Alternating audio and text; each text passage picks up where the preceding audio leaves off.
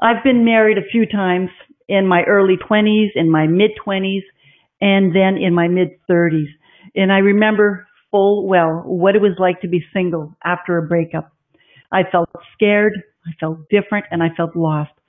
And when I was first divorced, I actually felt ashamed and guilty and lonely and empty. And I went out a lot on weekends. I partied a lot and I met a lot of men back then. I know some of you may not exactly identify with that, and some of you may. I remember going from relationship to relationship in between my marriages, not really understanding why. I just thought it was the way to be with someone. Before my first marriage, I thought that being with someone was normal, and I wanted to be normal, just like everyone else. I felt uncomfortable being single, and I didn't know any different. I just remember being alone and finding it intolerable at times.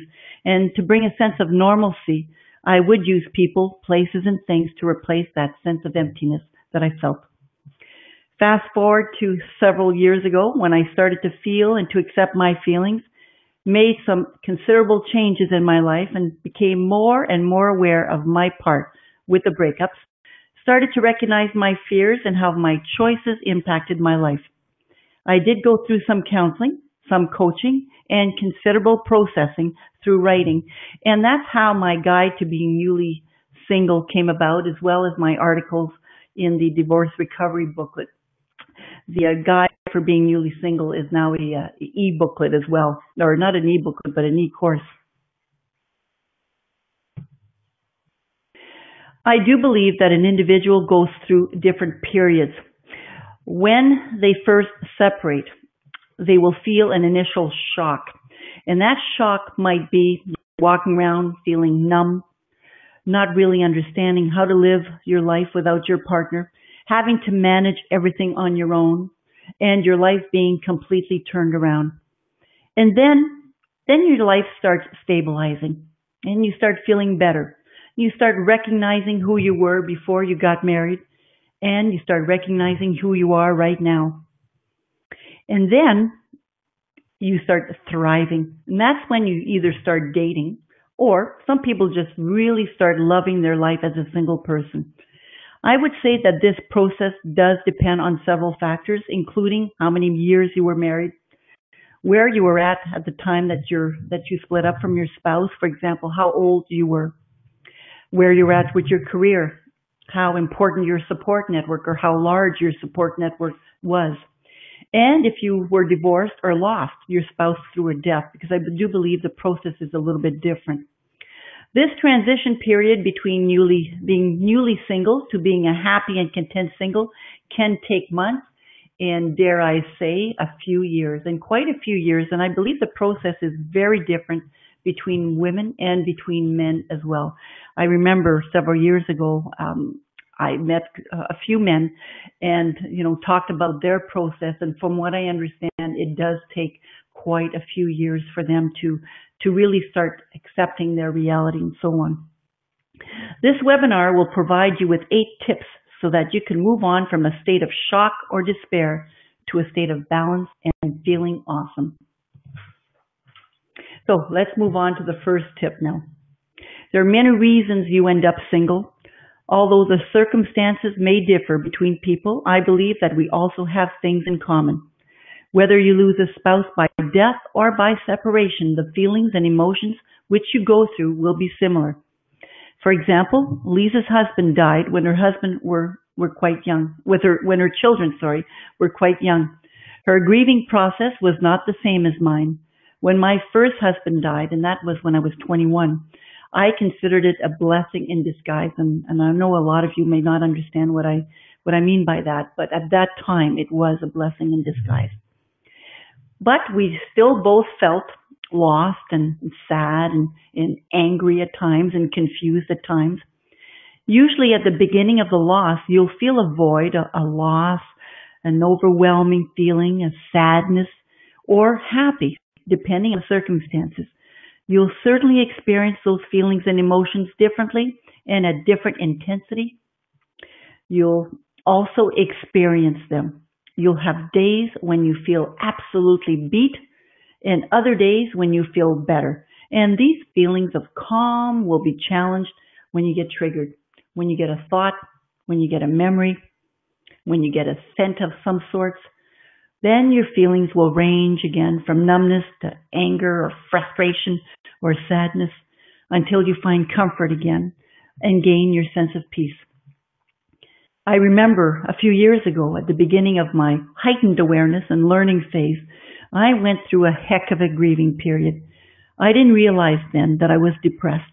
My work and my personal life were affected, and at the time I was really too proud to accept medication to help me go through the process.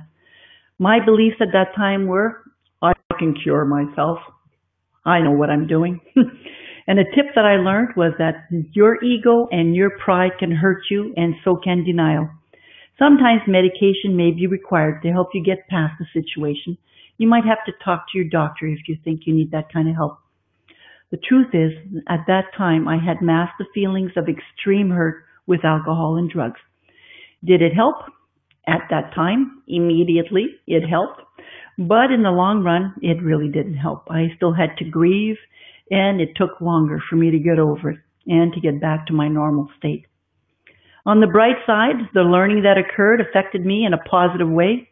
And the bottom line, cry if you feel a need. Yell if you have to. I remember yelling, and I remember really crying, like the big, sobering cries. And I remember when I was crying in that way, that after that cry, I was extremely tired and very fatigued and needed to rest after those types of deep emotions. So some of those emotions may be quite uncomfortable, and you may not know what to do with them, and understand that. It's okay. You don't need to understand what your emotions are right now. You simply need to feel them and manage them. You might want to understand them later on so that you can move on, and be in healthier relationships. You may not be able to sit still, for example, so consider exercising or walking, or you may want to try some yoga to get out of your brain. I know that the crying was extremely purifying for me. Know that whatever you are doing to manage your feelings is exactly what you need to do. And if you want to call a friend who will help you process the information. Call a friend who will be there to listen to you. Let's move on to tip number 2. How you determine what is important will also change depending on your circumstances. I know that my priorities changed depending on the other things that were going on in my life. For example, when I worked full-time, I had a regular income, so not too much to worry about financially, except when I was living with my partner who was also working. When he chose to leave his job, I was the only responsible person to pay the bills and to make big decisions. Once he left, and I became single again, my financial priorities had to change. If you go from full-time employment to part-time work, or worse yet, unemployed, your priorities will change. It's a constant adjustment. And the sooner you can adjust to your new circumstances, the better it's going to be for you. So one tip is to learn now what the difference is between what you want and what you need. Needs are present in all of us and are not a problem or a sign of weakness. We need to sleep and eat, we need light to see, and we need love and relationships. Our ability to identify our needs and get them met determines our level of happiness and success. Neediness tends to be a sieve that will be empty regardless of how much you put into it. I didn't want to work at that time when I was newly separated and being a single parent, but since our basic needs weren't being met, I needed to work full time. I felt that I didn't have a choice at that time. However, I soon learned afterwards that I always have a choice. So this tip is about determining how to prioritize what you need to do. I'm going to introduce you to this model, and you might have heard about it in Psychology 101 classes, Maslow's hierarchy of needs. Maslow arranged needs in an interrelated hierarchy of 5 levels according to their importance in human existence. These 5 levels are physiological, safety, love, and belonging, self-esteem and self-actualization. Only once these needs are fully met will you be able to experience your existence as meaningful and purposeful. It explains that if your primary needs, such as food and water, aren't met, you will not be motivated or able to go to the next level. So use this model to help you come up with a plan. So tip number 2 is pay attention to your needs. You have them, you may not recognize them at first, but consider Maslow's model in understanding that until your primary needs are met, you may not be able to become the best you. And that's what you want to strive for, becoming the best you as a single person. All right, tip number 3. So we've talked about accepting our feelings and paying attention to our needs. At the beginning of your separation, your priorities will be absolutely confused. You'll want to go away, you'll want to escape reality and come back when everything's over, and you won't be able to because of the responsibilities you have at home and sometimes at work. You may want to work and work to the point of exhaustion. You may escape your reality by doing all sorts of things that are out of character. You'll need to take some time for yourself right from the beginning to determine what's important and what isn't. You may have to make some big changes in your life, make some tough decisions while doing the best you can. So here's a few tips to help you determine what's important. The first tip is to take a break and to think about your life. What is really important to you right now? You may want to write yourself a few notes as well. The next question, how would you like to live your life right now? Would you like to have more fun with your family and friends? Or would you simply like to be? Would you like some peace of mind? So what is really important to you right now? Write down the things that you think is truly important, the things that 10 years from now will make you proud. Now is not the time to worry whether your writing down is feasible or not. Just write things down that you think are important. And keep in mind that if you write down 10 things or more, then you're probably mixing the non-important things with the important things. The important cannot be more than 3 to 5. Step number 2, think about the things you're doing every day and write them down. For example, every day you wake up, you eat breakfast, you go to work. Highlight these tasks that you do daily that are in line with your priorities, the important things. For example, if you walk to the bus stop, then this step helps your health. The highlighted stuff is the important stuff that you do every day. Everything else are things that you think is important, but that may not be pressing or urgent. From this list of important things, determine which ones are truly aligned with your values. The things that aren't would be considered unimportant. Step number 3, cut down on the unimportant stuff. So some unimportant things will just need to go. Other things can be delegated. And then step number 5 is to run a test week. For the next week, simply do the important things. Maybe you'll notice that you shouldn't have delegated some things and other things can actually be deleted from your life. I think especially now when you're newly separated, we get confused what's really important with what we consider as, unimportant. So it's really important that you try to distinguish what is truly important right now than what is really not that important. You want to put your life in order. You want to start putting the important things in your life. Decide what you value and start focusing more on those things. When you're alone, you're the only decision maker, the only one responsible to make the decisions that can affect your life.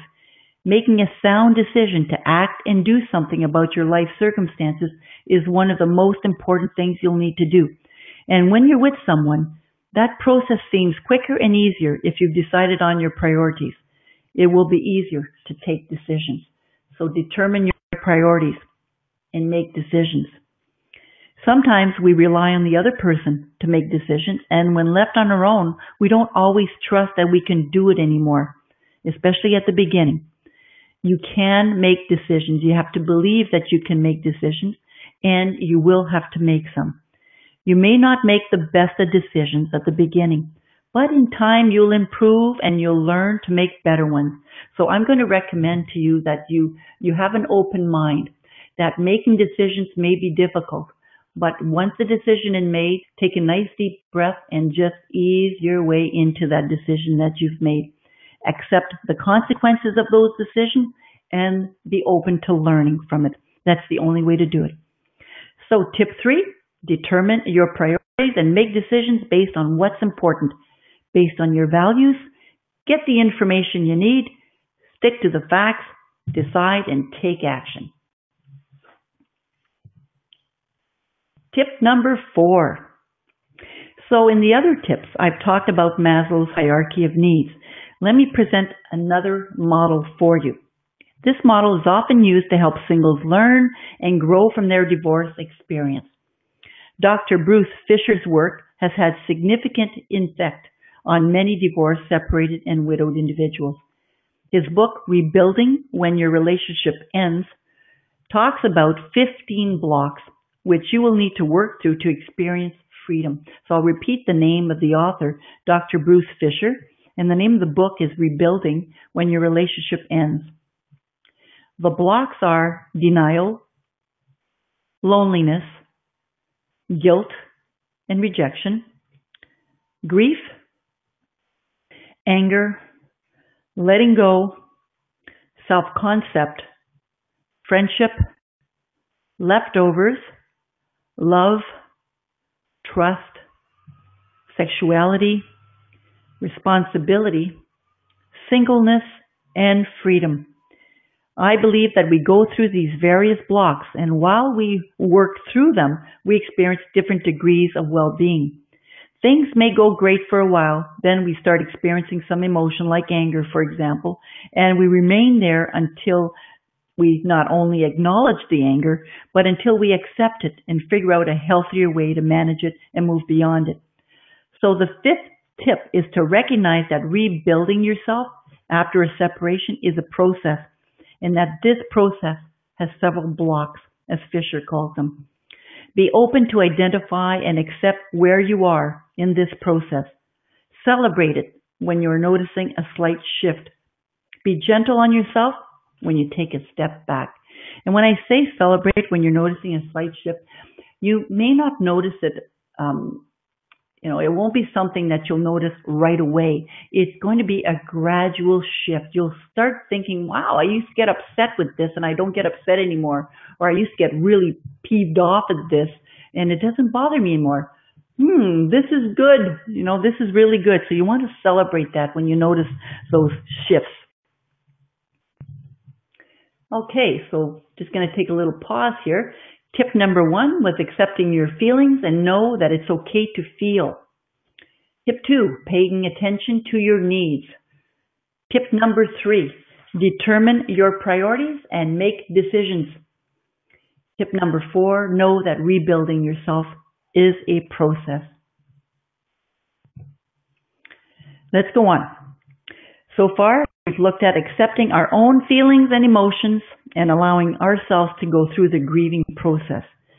Now let's talk about taking care of ourselves. Another word for this is extreme self-care. Self-care could mean something different to everyone. To me, taking care of me means a few things. It means taking care of my outer shell and taking care of my inner self.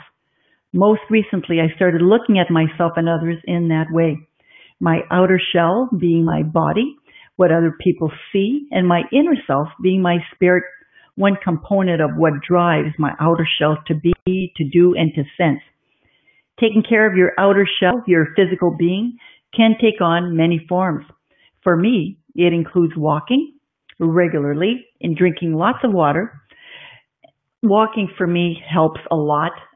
Although at the beginning I didn't walk that much, I had to, get myself out there. But I find that walking over time certainly was a good strategy for myself. It also helps to keep me fit too. I also consider dressing up as opposed to dressing down, taking care of my outer shell.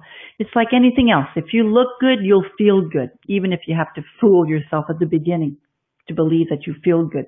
So get out of your track pants and sweatshirt. I noticed that I was always wearing track pants and sweatshirt. And I think, when you're wearing that type of clothing, it keeps you in that sort of energy. So you want to get out of your track pants and sweatshirt, put on a little bit of makeup or a little bit of gel, and get out there, especially when you're running errands. Every little touch goes a long way, and your outer shell will look better, which in turn will affect your inner self. Lastly, try not to rush. And you're going to wonder, how does that fit in under the outer shell section? Well, let me explain. For me, rushing means that I think I have many things to do, and I think that I need to do them all at once. Since my mind is thinking fast, I figure that my body has to follow.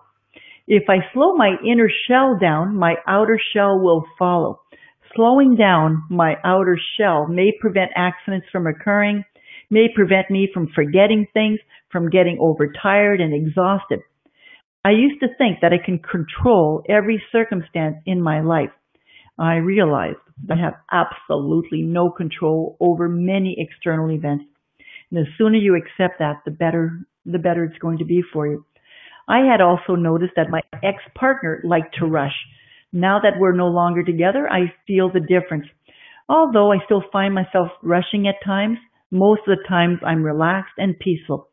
Things don't need to be done right away. Again, you have to remember what's truly important. They will get done, but it doesn't need to be done today. Remember, what's important to you? What are your priorities? Taking care of your inner self means many things too. For example, taking care of my inner self means setting some very clear boundaries. You may need to set boundaries around your ex, for example. Make it part of your code of conduct for that time period. It may be difficult at first to stop doing things that you've done for years, but think about where it always leads you or how you feel after you've been there. You will soon realize that perhaps a boundary is the best way to continue to feel good about yourself. Start small and see how it feels. It will get easier as you become more confident and as you trust you more. I have also to suggest that to balance your decisions between your heart and your head. By being true to yourself, no matter what, you will become stronger. Another tip is to live in the here and now and to take it one day at a time. This was a challenge for me because I remember playing the old tapes in my head. Then I would get stuck in my head, I would get scared, and I would want to run away. Sometimes I'd have to tell my head to stay away so that my spirit can be free to be happy. Finally, journaling has been extremely beneficial to me as well. I started off by writing my thoughts and feelings daily, and now I write basically when I need to, which isn't that often right now. I don't use the content of my journals for anything but to get in touch with my spiritual side and to remain present. It helps me to process things. So does talking to some friends and being part of a self-help group for newly divorced or widowed people. I also found meditation to be quite beneficial. I had to start small with 1 minute and gradually work my way up to 30 minutes. So my question to you is, how do you take care of your inner self? And how do you take care of your outer shell? How do you propose to take care of yourself in the future? Like tomorrow, for instance, or in a few years from now? Let's go on to tip number 6. It's not easy to see the good side of a separation. However, changing your perception will help you through the difficult times. Changing one's outlook takes time to do, and sometimes it requires talking to someone who will help you see the other side of the coin. Many things, including your upbringing, affect your belief system. The term limiting belief is used for a belief that holds you back in any areas of your life and places limitations on your ability to take action and achieve your goals. I can talk more about limiting beliefs, but I do that in my Conscious Living program, which is coming up next month. So take a look at this first picture. What do you see? Is this a person or what some people are? And in the second picture, what do you see? Is it a rabbit or is it a loon? It's all a matter of perception, isn't it?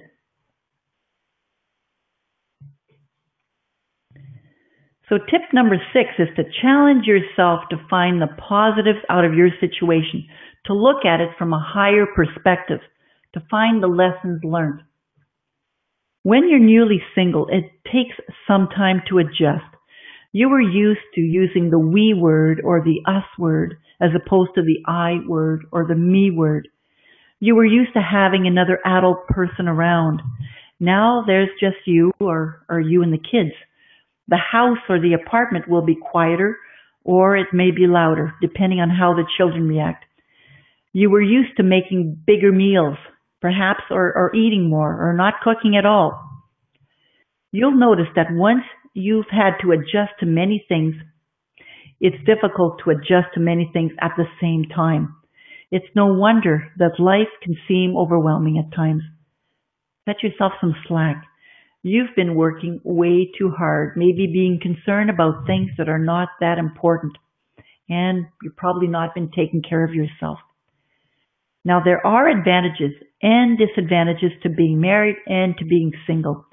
It really does depend on which side of the fence you're sitting on at the time. Yes, you'll have to get used to the single life, and it may be easier for some than for others. This tip says adopt a positive outlook. So how about considering being single as an opportunity? Think of all the advantages that you feel you have as a single person. I am going to challenge you to think of the positives of being single, of the opportunities you now have as a result of being single. Even if you can't think of any right now, pretend that you have some. If you had opportunities as a single person, what would they be? I want you to think about that. What if you're single because you have some lessons to learn about yourself and others? What if you're single because you have some skills to learn? Maybe you need to get in touch with your emotional side. Maybe you need to get rid of old wounds or emotional baggage. Believe me, when you live alone, you have plenty of time to face what hides in your closet. So it might be an opportunity to open up that closet. Take this time to learn about relationships, to improve your relationship skills, to deepen your relationships with your family, with your friends, with your colleagues. Know that every time, and this is true, every time you meet someone, it's an opportunity to practice and to zone in on some of those skills you may need to live successfully as a single or to eventually maintain a relationship whenever you're ready. A negative frame of mind will keep you stuck, while accepting and incorporating a positive reframe will help you to move on. So apply this tip and your life will start taking a turnaround.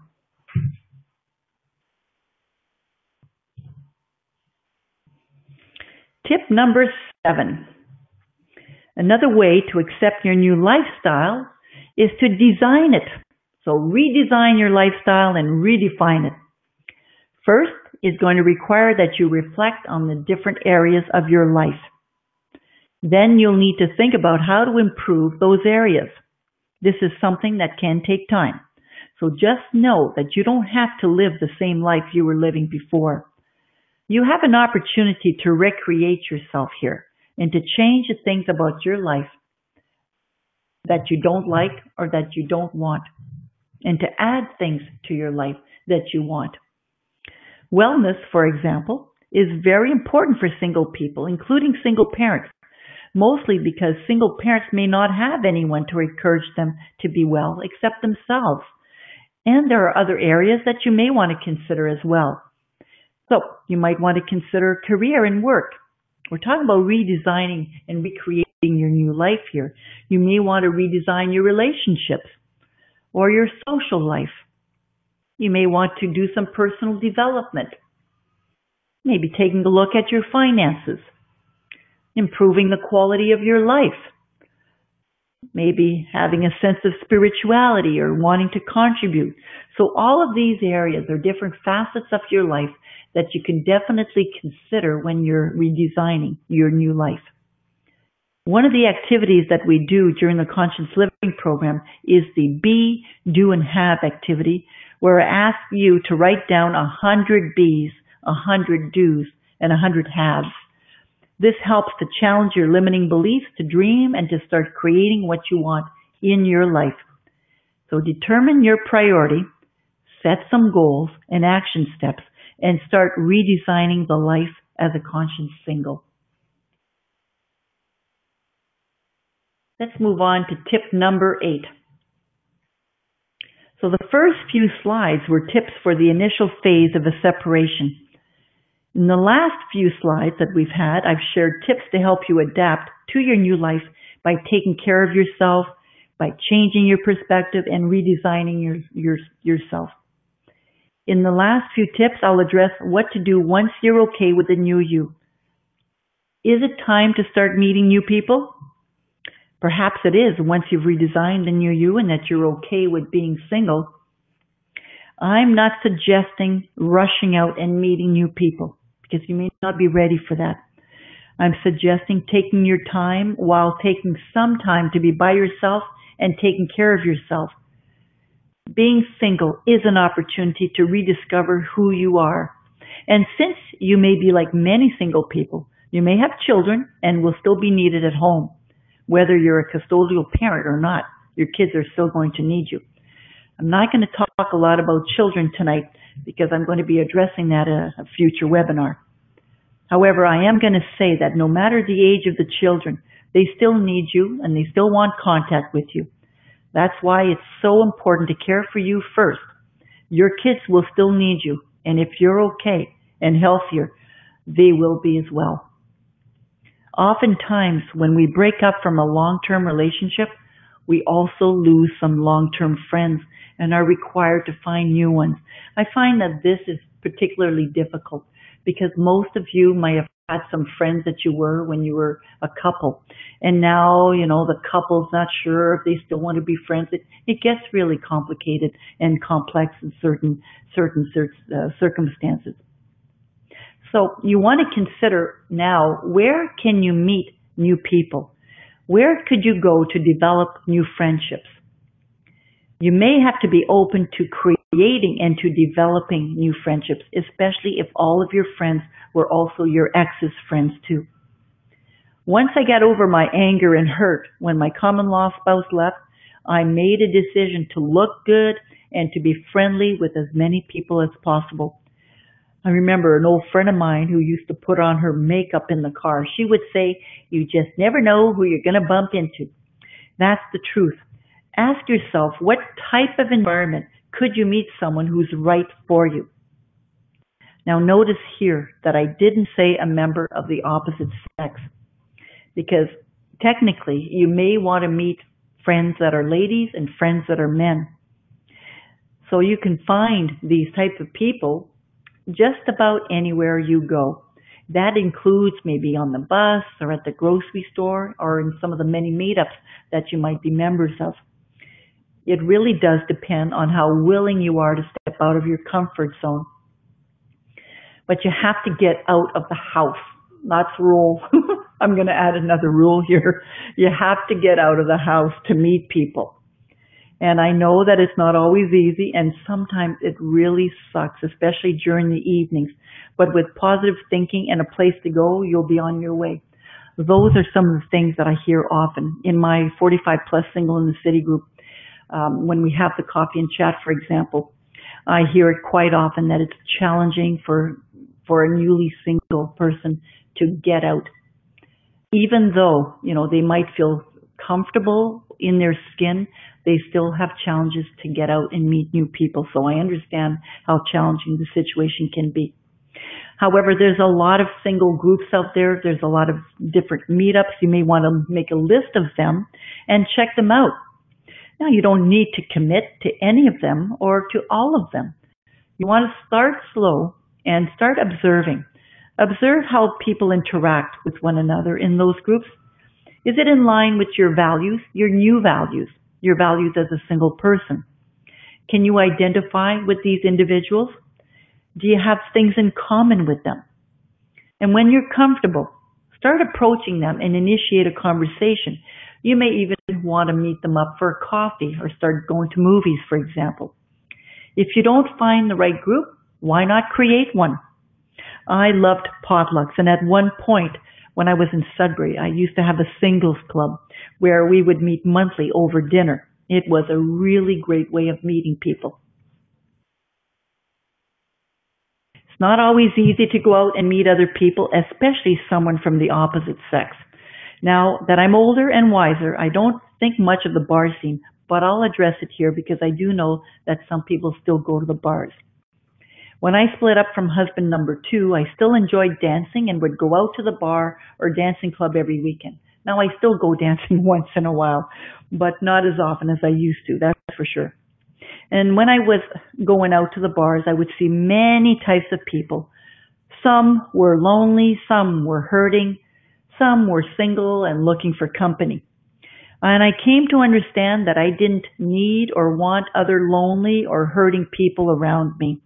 I wanted and I needed positive-minded people because that's the frame of mind that would help me move on with my life. So ask yourself, what impression do you give to someone you meet for the first time? Does it reflect what you truly want for yourself? What are your beliefs around this? How do you plan on changing this if you think you need to? What impression do you want to leave people with? What beliefs may be getting in the way of creating the relationships that you want? Sometimes we're not aware of the impression we're giving out, and we need feedback from others. You simply need to ask. Through coaching, I was able to learn a lot about myself, my beliefs, and by discovering who I was. So that could be an idea for you as well. So this tip is to get out and meet new people while you're aware of the impression that you want to create and leave them with. I have added a bonus tip here. And the bonus tip is to write a personal ad describing the ideal person you would like to meet. Now, here's something I didn't mention again. I suggested that you write a personal ad, but I didn't tell you to write the personal ad for a life partner. I just asked you to write a personal ad for the ideal person. So this could be a personal ad for a date, or it could be for a friend, or it could be a personal ad for a life partner, be it, a male or female. Your personal ad may be entirely different. So think about it. If you wrote a personal ad for a friend, it would be entirely different as the personal ad that you would write for a life mate, for example. So play around with it. Challenge yourself to really think of what it is you want in a friend, what it is you want in an activity buddy, what it is you want in a person that you date when you're comfortable in dating, and what it is you want in a life partner. Because those personal ads, I bet you, will be absolutely different. While you're starting to be more social, maintain your self-care. This is one habit that you'll need to perfect for the rest of your life. So often we lose ourselves when we meet people we want to share ourselves with, and we start feeling some resentment. I know for myself, when I was in my marriages, I lost myself all the time. I remember thinking that I needed to live their life. And it wasn't until several years ago that I started to live my own life as a single person. And while I'm ready to meet someone, I must admit that I am happy. with the life that I'm living. And so that's what I'm going to be hoping for when I do meet the right person. You don't want to set yourself up for an unsuccessful friendship or an unsuccessful relationship. Take your time. Don't rush into anything you're not comfortable with. Right? You've heard the saying, trust your gut. So start paying attention. Start listening to it. It's going to pay off in the long run. And when you start writing your personal ad, stop and truly reflect on what you want. What do you want for yourself? And what do you want for the new self that you're about to redesign? That's a very interesting challenge. I'm going to ask you as well to write down a full, perfect day.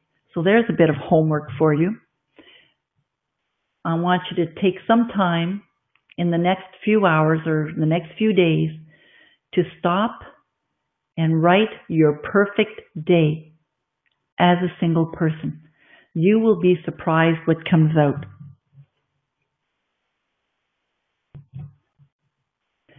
So we viewed the last few tips. Tip number 5 was take care of yourself.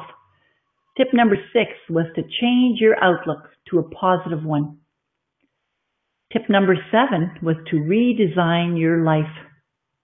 Tip 8, get out and meet new people. And finally, the bonus tip was write a personal ad. All right, before we open it up for questions and comments, because I will be doing that at the end, I'd like to offer free access to my 4-week Conscious Living program to the first 2 people to send me an email. Others who register will receive a huge discount from the regular fee. For more information on my upcoming events, please visit my website at lindagrobert.com. Okay, so let's open it up for questions. I'd love to hear what one of your takeaways are. All attendees are unmuted. All right. Any questions or comments on the tips that we've shared tonight? And you can also write it down in your chat box.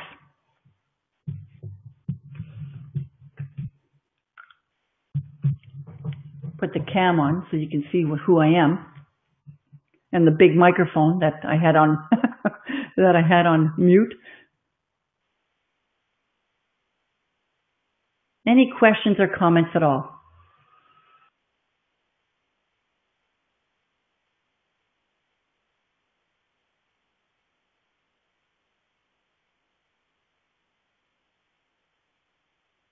Okay, so if you do have questions, you're not comfortable in posting them up, send me an email. I will definitely answer those questions via email. You can also send your comments via email as well.